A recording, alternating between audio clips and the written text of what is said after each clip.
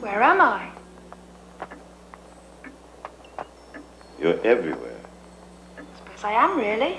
I can understand that. But who are you? Everybody knows who you are. Yes, but who are you?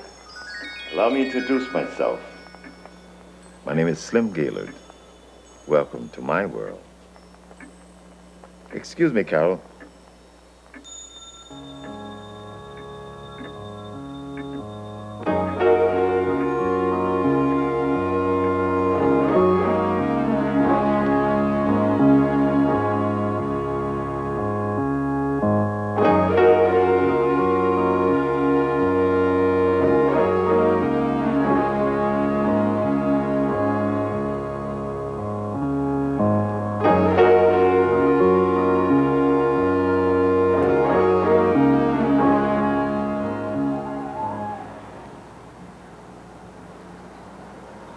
And now it's time to go over to the Pump Room in Bath, where we're proud to present Slim Gaylord in concert.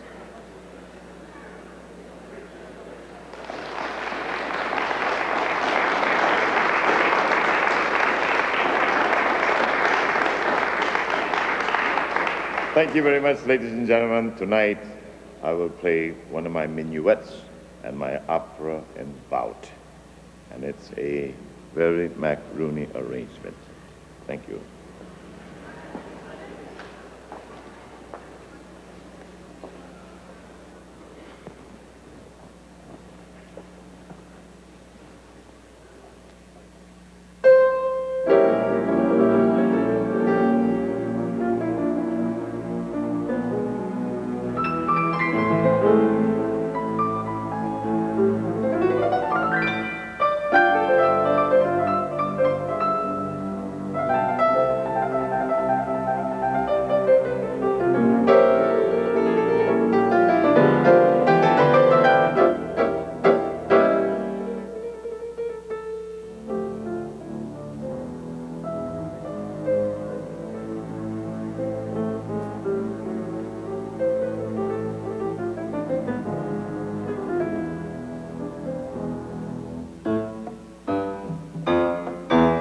Dunkin' Bagels, hey Dunkin' Bagels, Dunkin' Bagels, hey splash in the coffee.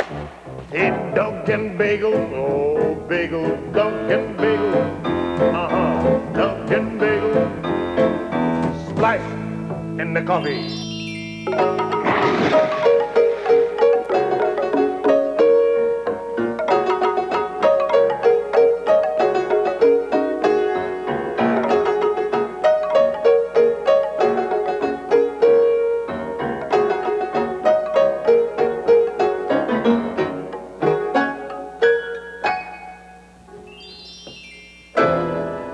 Dunkin' Bagels, Dunkin' Bagels, Dunkin' Bagels, splash in the coffee.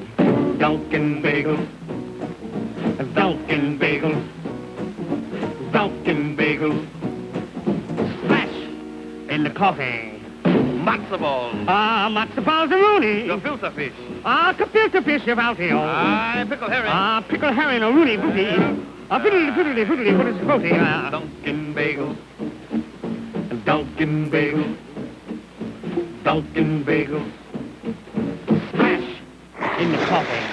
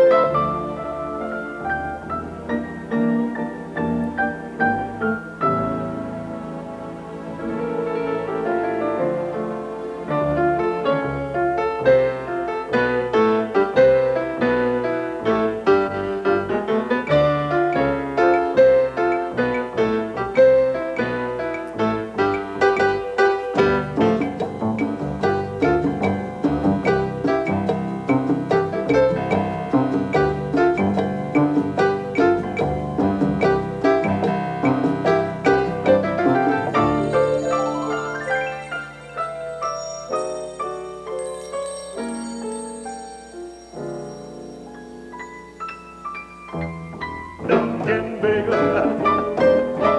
Dunkin' bagel, I hear you bagel, Dunkin' bagels.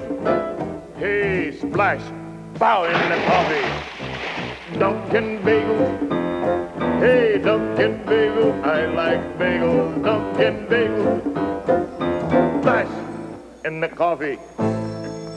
You obviously get around a bit. You're sort of song and dance man. A man of speaking. But where'd you come from? The Globe is my home. Right now, everything is okay in the UK. But how'd you come to be here? You want to hear my story? Yes. You really do? Yes. You're sure? Mm. Are you sitting comfortably? Yes. And folks at home, if you're sitting comfortably, here's my story.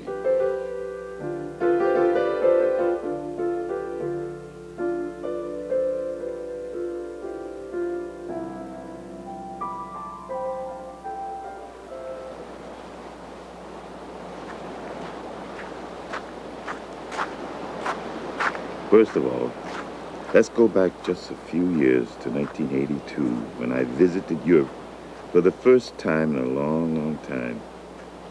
And when I got there, I went down to the shore, same as I do any time I go anywhere for the first time, and I touch the water.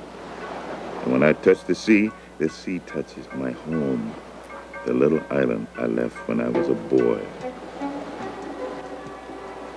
And as I look out over that great big ocean, my thoughts went back to the place where I was born.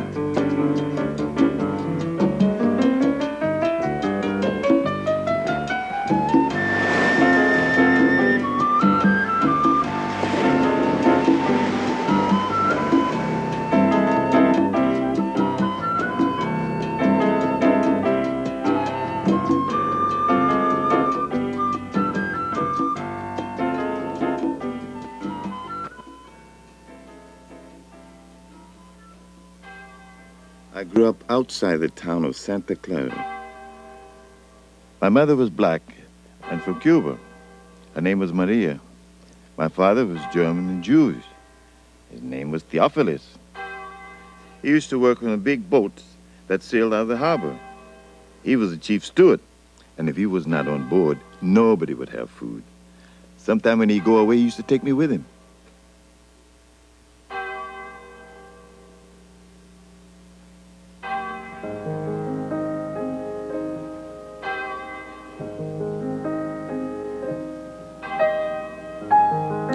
Yeah, I remember when I was a boy, way up in the Sierras, running up and down the hills and mountains, clear down to the sea. I was working on the farms, cutting sugar cane, because I never was a boy. I was always an adult, even at the age of 12. I was a grown man, lots of work, just work. In the fields and working on the boats. One day I met this girl. Her eyes spoke words. I kept seeing her. Everywhere I looked, there she was. We'd count the stars. We were wondering, what's on the moon? We never did know. We tried to find out.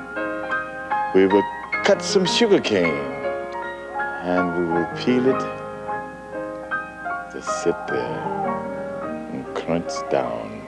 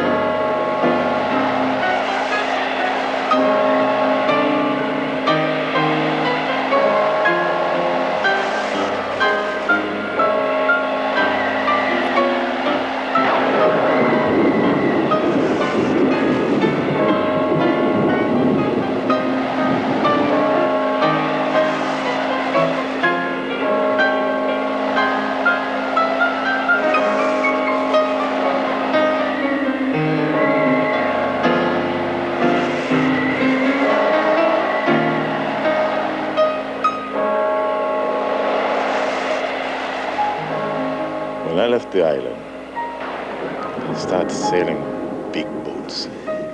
I thought I'd be coming back. My first trip traveling through the Panama Canal. That was something. I couldn't believe it. Clear around to the States. One habit I had was to never look back. Because when I looked back, I wanted to go back to her. Never thought I would never see her again. I said, I'll be back for sure. But guess what? It never happened. Now it's all come down on my mind.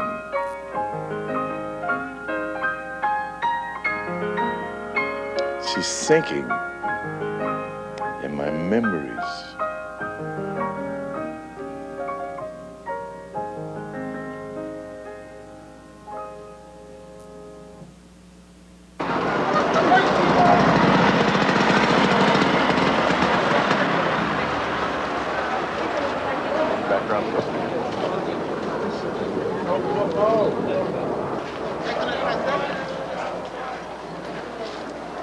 So Slim, Slim?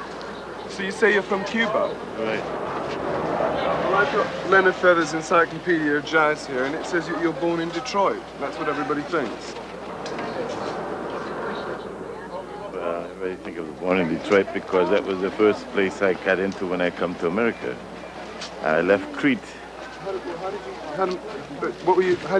You're in Crete if you're Yes, in I was Cuba? in Crete. My father was working on a boat, an SS American Legion SS Republic, and I was on the boat with him. So they let everybody's in town that day, and they're supposed to leave around noon, but they left early. They rounded everybody up and left early, and I was stuck there because it's supposed to be 6 months before they come back around, and I waited there. So, and I was standing up at the fruit stand like I am now, and that's what. And they left when I come in. I learned to speak the language, How old were you? I was just 12 years old. You got stranded? Yeah, the boats, they come in, but they left early, about, I think it was 30 minutes before leaving time. And everybody's aboard, ready to sail, and there I am sitting there. Can't get to the boat. I look and I say, oh, gee, there it goes. All I could see the smokestack. And I was stuck. Nobody, just me. And your father thought you were on board, did he? Yeah, he was. Father said, well, he's on board now. I know that. No problem. He's there. The boat is sailing. No me. Because I used to go down in the lower deck, down in the work, and look through the portholes. And how did you feel when you saw the boat going away? Feel lost. I said, well, it's the end of the world for me because I didn't know how I was going to get back. They had to go clear around the complete world before they got back, all through everything. And I had to survive there myself. It was rough. And so did you see, what happened? Did your father come back? He come back, but I didn't see him. Never saw him again. You never saw him ever again? Never again.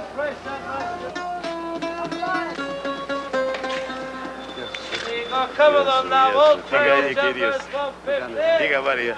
Καλά, αγαπάω το ζουκίνι πολύ καλά. Εσύ πόσο λένε? Ο Γιάννης. Βασίλη. Από πού είσαι? Κέρκυρα. Από τον κόσμο, από τον κόσμο, όλο τον κόσμο. Τι λες. Εγώ έκανα δουλεύει στο Κρήτη, 15 χρόνια. 10 χρόνια. Κρητικός όμως. Κρητικό, εσύ κατάλαβε. Κάνει να παίξεις παπούτσι, καπέλος, όλα εκεί πέρα. Ναι. Παίξε πολύ καλά, αγαπάω. Πολύ καλά. Λίσενε, τι που μωρεύω, λογιστράκι και μιλώ, είμαι λακρινό. Λίσενε, από που με εγώ. Από είμαι στο Κρήτη, αγαπάω το Κρήτη, ξέρεις το Κρήτη? Αγαπάω το Κρήτη, είναι πολύ καλά. Αλενικά εσύ? Αλενικά είναι πολύ καλός. Τούτου, εδώ. Λίσενε, από που με εγώ.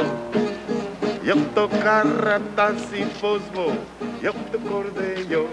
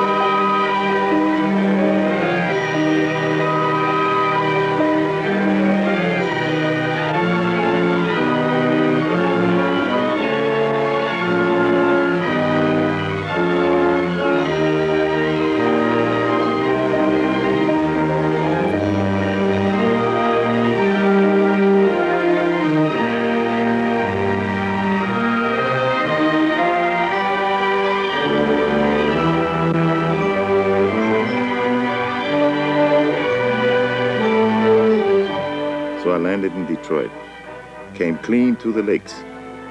The boat stopped in New York, but I never got off. People came from all over the world to Detroit. From far and wide, they heard about the money you could make in the big car factories. At the time, the authorities didn't care who you were or where you were from, so as long as you could work. At Ford's, most of them couldn't speak English. They used to put the people from the hot countries like the Mediterranean in the foundries, and the Poles and the Swedes and the Germans in the snow outside.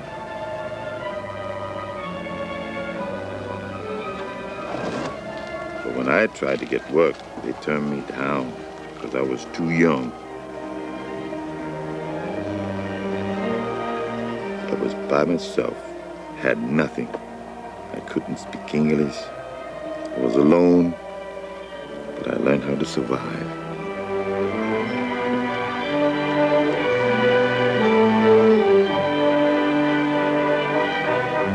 Hey, buddy!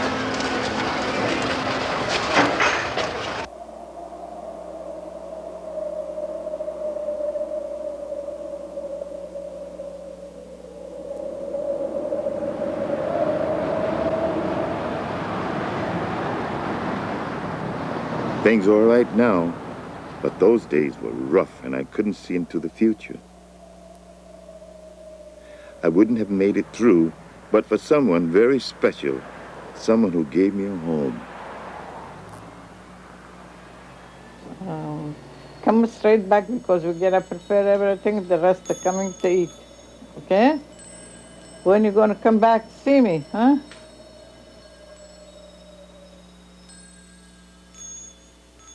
Rose Melhalab, 88 years old. She's some character.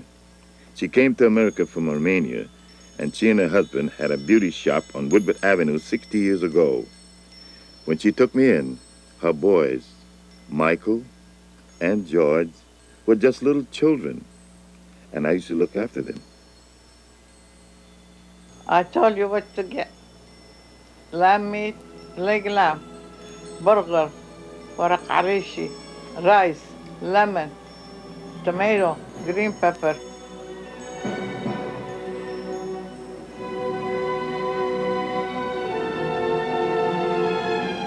When I was stranded in Crete, I was only 12 years old.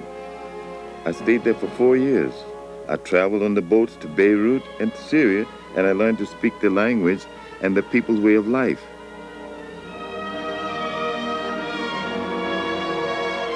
When I got to Detroit, I found there were Greeks and Arabian people there, so naturally, I was more at ease with them.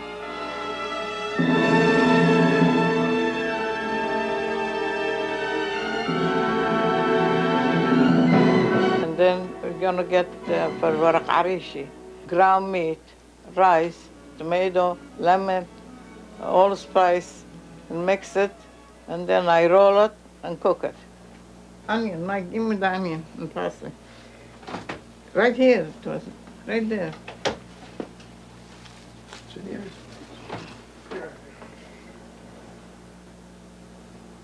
Mike, George, give me the carom and then I'll say, give me the knife. What is down to try my hand? Yeah, this is really Syrian bread here, see? Yeah, So hold it. Okay. Hold it for that. Hold the whole thing. Yes. Here we go, right down the center. That's We right. make pockets. This is a dish. Easy. Like this. I'll hold it. Okay, hold You it. got it. I have it. Yabra. Hey, Oh, you went. Oh, now look, see? Please, that's- whatever you do, turn the oven up fast, high. Because when we get the kebab, all of that's ready, we will be Hey, feasting. where's the salad? Outside. Oh, Go get it. right, we gotta get the salad. Leave that. Leave Don't. that. Go get the Go salad. get your salad, Mike. Leave that. That's okay.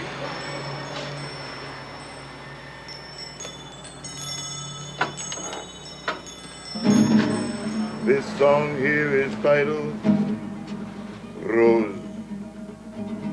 This is dedicated to you. Thank you for all of the nice things you did for me. When I first come to Detroit, I was in the shop and you were upstairs. Yeah, I called you. Come on, Bill. You say, come on, Bill, come upstairs and get some food. Yes, come on. And I stayed there with Rose, babysitting for you, and all the children. Thank you very much, Rose. We had Cleachers too. Harissa. Harise. Thank you, Rose. You're welcome. كيف صحة؟ Okay. مبسوط؟ Good. كيفك انت؟ كيف انت؟ الشيطان. شيطان. Well, he came to ask for a job. It was for shoe shine. And they cleaned the store and come play with the kids upstairs, teach them tap dance. And then he'll go down, come up again. What you get to eat? What you making? I said this. He said, okay, I gotta eat. And he started mop the floor and play, things like that. And downstairs, same thing he used to do. And I sleep in the basement. And he come to ask me for the key, give him to go down the basement and sleep. And that's all we know him. And then he used to, after he left us, he went to my brother-in-law. He used to have had the clean and shoe shine. He used to work there too for a while. Isn't it, Willie? Mano. Yeah, Joe. Joe, right? Joe. He used to make the Mastika whiskey. Amo used to make Mastika down in the yeah, he called it champagne. You remember we used to make champagne? I said, it's not champagne, arak. Lots and lots of many food. You were little children. The baddest one of the group was Michael. That's me. George, he was always super extra good. Rose could handle it, and she always said to Michael, Michael, ta'alo, ta'alo. And he would beat it upstairs. Well, we were in school mostly, and then after school, why, Tap dancing. we played ball, but at night when he was around, why, we'd tap dance, we'd sing, and he'd chauffeur us up and down the alleys, showing us how to drive, and he didn't even have a license, but he was, that's why we used the alleys. There was no license plates on the car either. No, probably not. I went to church and that. Did you know how he started to go to Hollywood? He had pots and pan and put it all over the car, make ching, ching, ching, ching. They take the kids they used to play together and to make noise. He made his own music. We had a band Pots together. and pans. We were playing pots and pans, and everybody said, come on, kids, let's go. Boom, ding, dong, ding, ding, bong, tick, took, ding, dong, ding, and we had He fun. had all kinds of pans around the cars. And jingle, jingle, jingle all over the car like that.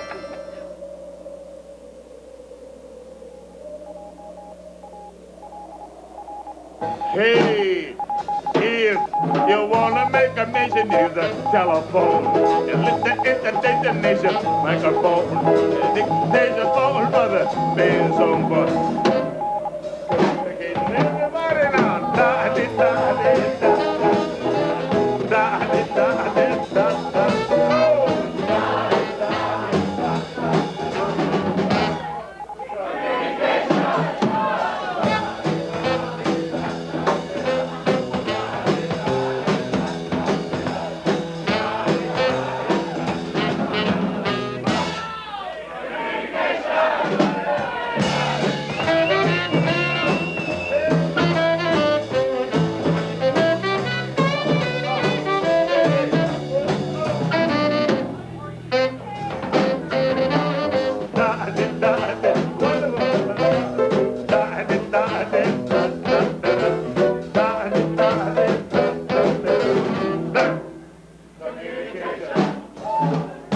If you want to send a telegram, then you go send him out the moon. And when you're at the meridian, you say, hey, telescope, look at the moon. Everybody,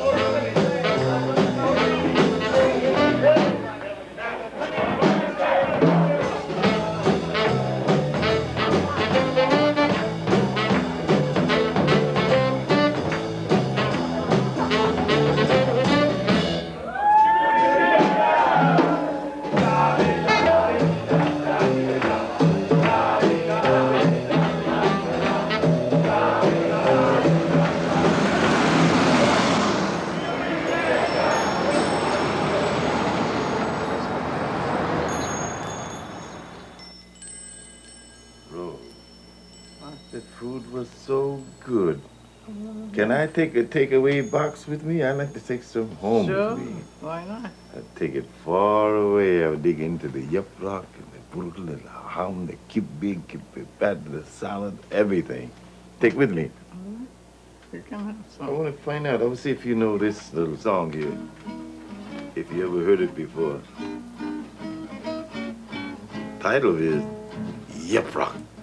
Harisi. Kibisini ekebeba and la hamishu mak vauto. Yup Rock. Harisi. La hamishu way. Yup. Harisi. Now, I want to ask everybody who's sitting over there to help me to sing. Just say Yup Rock. Yup Rock. Harisi. Harisi. Kibisini ekebeba and la hamishu mak vauto. Yup Rock.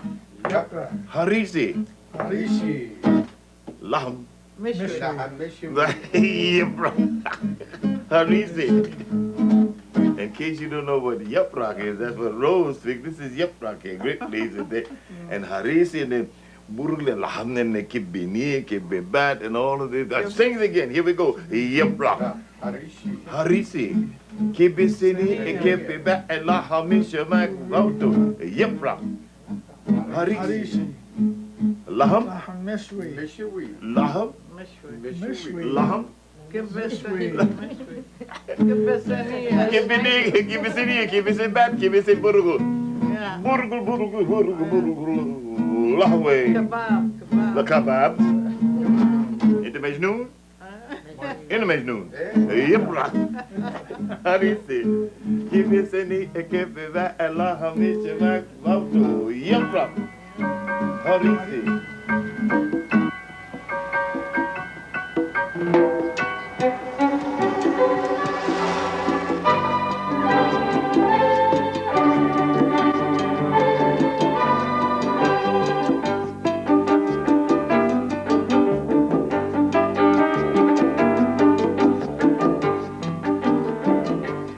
So my career in America began.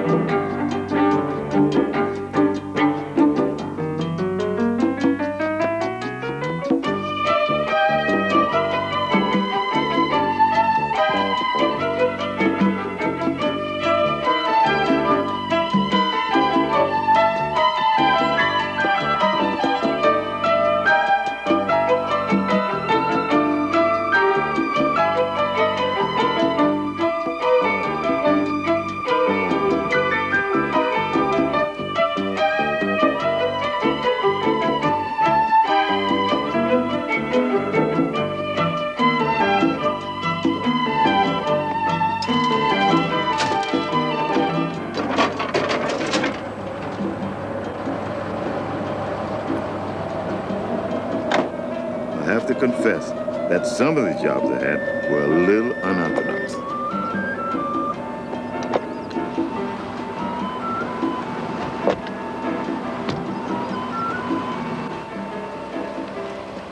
Okay, Smoke.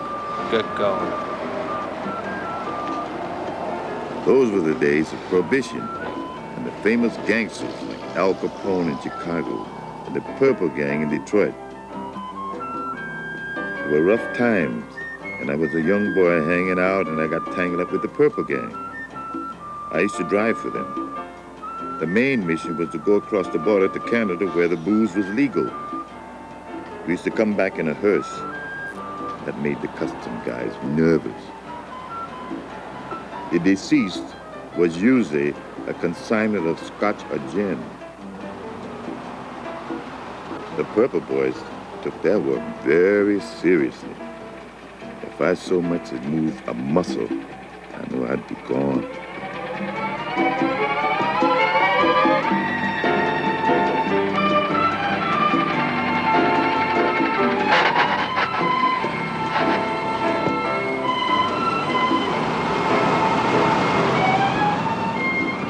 It would have been a life of crime for me, but for one cop. He was a black cop, and the only cop the Purple Gang were afraid of. One of the toughest cops that ever lived, Ben Turpin. He was so tough that he locked himself up in jail once. Working for a group of boys around Detroit called the Purple Gang, Ben Turpin used to grab us and run us off the street. If it hadn't been for Ben Turpin, I'd been stuck with that group of bad boys. I would have been a bad doer.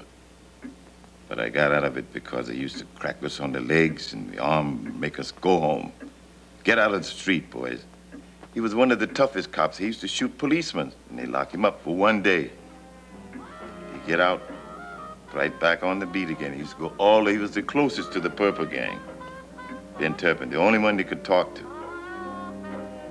When they'd come down on John R. Street, when they see the big, thick soles, when he's walking down through the window, oh, here's Ben, boys. It's okay, he could walk in and talk to him. Ben says, stay off of this beat and stay off in so-so, and I don't want you boys to get, okay, Ben, okay. That's the only one they would listen to.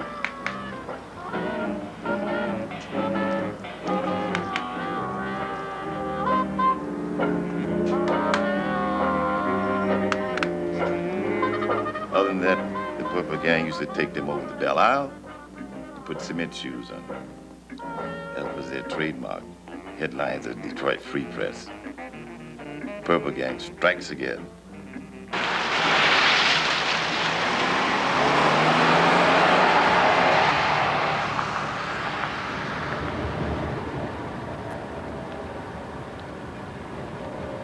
Around 2 blocks down on the right is the station house where they grabbed me one day and they beat me with hoses, rubber hoses. They thought I killed a guy named Little Joey. I didn't even know the guy. But anytime something would happen, they would look for big guns. They called me Big Guns. You were in trouble. Always in trouble, right? A fire, arson. Anything, they go get you. Shakedown, right. They picked me up and that was it. Yeah. You know, Slim, they were the good old days, though. Yeah. You could pay the police off. You could pay the judge off. Everything. Everybody ate. No problem. Everybody ate. Today, the idiots that are the cops. Everybody's sick. All they want to do is the attorney and the judges make the money. Yeah. But in the olden days, we all cut up the money. The policemen were afraid of the boys. That's right. And the boys would sometimes be some policemen missing, but they would have the uniforms. They have all the revolvers and everything else. Did you see what? I never see anything. In the olden days, many a cop was your partner, and they're not as dumb as they are today. They made some money, and they figured, why should the lawyers and the judges get all the money? Because the attorneys have ruined our country. Yeah. That's right. They made so many laws, and that young Robert Kennedy passed more laws than all the attorney generals put together. And his father got $1, and Jimmy Roosevelt for every bottle of scotch that come into America. How do you like this? Yeah. And we're the crooks.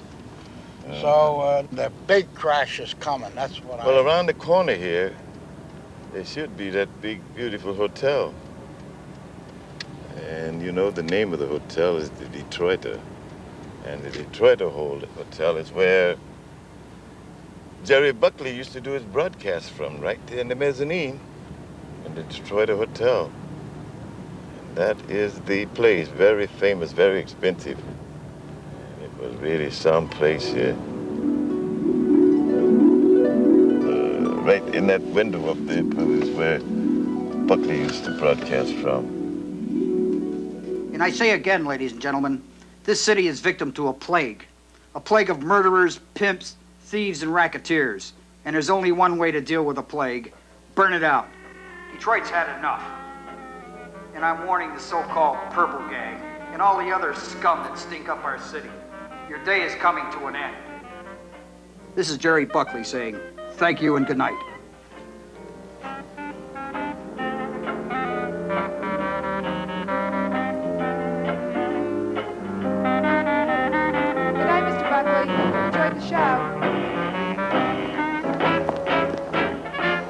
What Jerry Buckley didn't know was that the Purple Gang owned the hotel.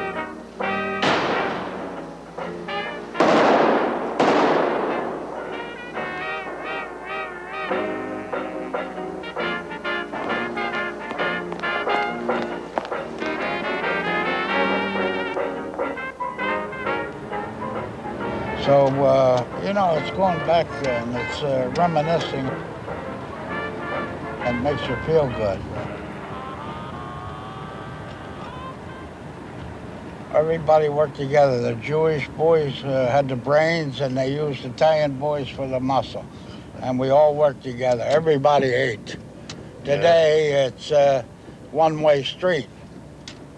Yeah. So, one thing that I can say is that when we moved to Vegas, the outfit, we didn't have any of this stuff no more. We cut up the pie and we skimmed, took off the top, and they're still skimming. The IRS ain't coming in because There's too much money in the gaming business. But now the politicians are getting it all, and the little people. One thing about when the organization had it, everybody ate. They passed it around. If you were hungry and you need a buck, they would help you. You know that, Smoke? Now, listen to this. You'll see in this area here, this is off of Hastings Street, between Hastings, Brush, and John R. going over to Woodward Avenue. All in here were nice houses, and everybody was there. As you say, the numbers were going. Tenement, right. And then they had the house parties, many house parties in this town.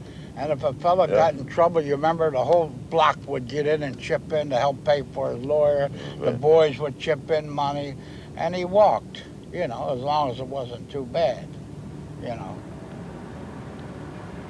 Get up. Oh, look at these buildings here. Oh, my God, it's really run down. They should tear this all down and clean it up. But when we were here, we used to have little candy stores that we could go in. Confectionaries. Confectionery, whatever you call them, man. That's right. I call them. Look at this. Mom and pop stores. Yeah, look at this. Right. And we used to pick up our take from every one of these little places. Yeah, like this little place, little shops. Party store. Go around and get to collect the money. Mom and pops, that's right, for the boys. Yeah, turn it in. That's right, every And they had little shops all over down in there, every location. That's right. You remember the two Tonys that hit our pickup boys, and then they were found out there in the west side of town? A tip on a number from the Sly Old Fox. You can play it straight or in the box. On the Monday, it's 284. If you hit that day, you're gonna play some more. On Tuesday, 825. If that comes out, good gracious alive. On a Wednesday, play 486. If that falls out, then you know you're fixed. On a Thursday, play 328. You better get on it, Jake, before it's too late. Write these numbers in your book and play them every day. Buy a newspaper and take a look and see what's out today. On a Friday, play 061. If that comes out, just have your fun. On a Saturday, play 369. They're all gonna fall and I ain't lying. Well, look here, Gabe, what you know? Oh, man, I don't know nothing. Gabe, what you know? Oh, everything is solid. Oh, that's killer. These could have become really bad times for me. I was getting heavier with the gang. I was getting so heavy, they used to let me use the hearse, and I'd go out in the early morning at dawn looking for bodies in the street. I could usually find one or two, and the city morgue would give me $25 a stiff. I got thinking, this is not the life for me. For a kid in my position, there was only two ways out. One was music. I loved the big orchestra that came into town like Duke Ellington. Then I started to study music in night classes. I used to dream that I could be like that one day. The other chance was boxing. I got to thank a man called Judge John D. Watts for that. He used to run a program for bad boys like me. And he got us off the streets and into the gym. And that helped to straighten me out.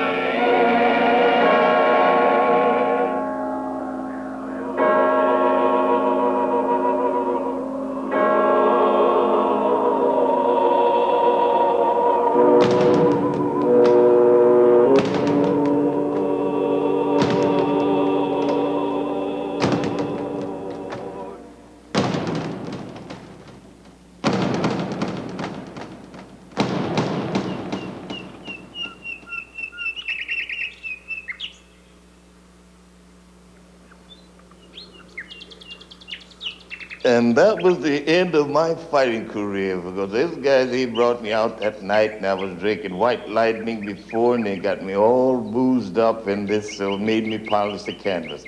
No more polishing the canvas. Now I will play the piano from now on. No more boxing. Bye-bye boxing. Listen to the little birds singing. Tweet, tweet, tweet, tweet, tweet, tweet, tweet. Bye-bye boxing.